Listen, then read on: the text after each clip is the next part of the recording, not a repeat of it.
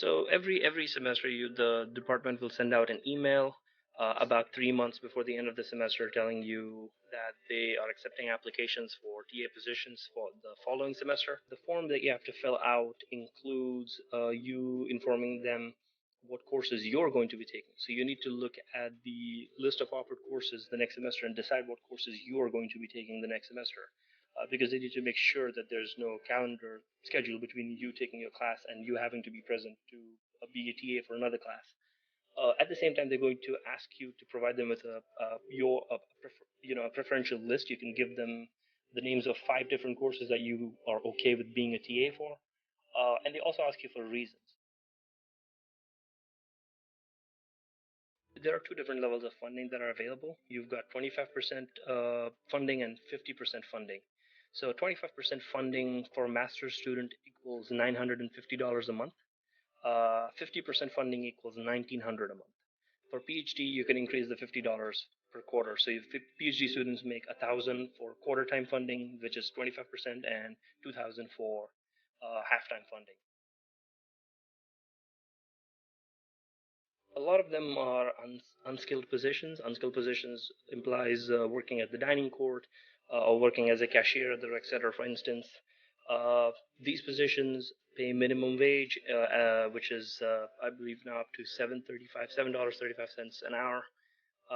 It's possible to work 20 hours a week in these positions and make up to $500, $500 to $600 a month.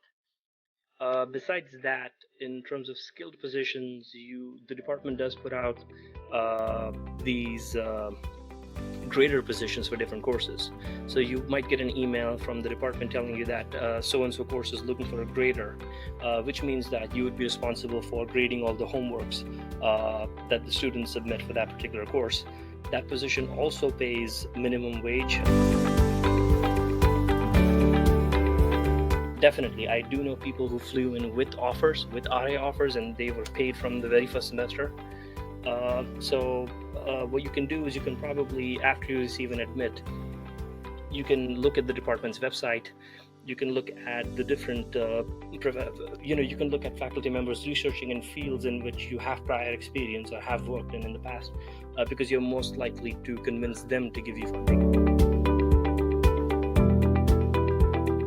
I landed with $2,000 $2,000 on a travel card, and that turned out to be sufficient.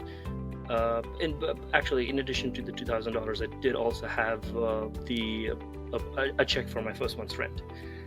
So I would say about $2,000 is good to get started. The base tuition at Purdue is about $15,000 a semester. In addition to that, I've already stated $1,000 a month for living. So if you put that together, you end up with about $42,000 a year.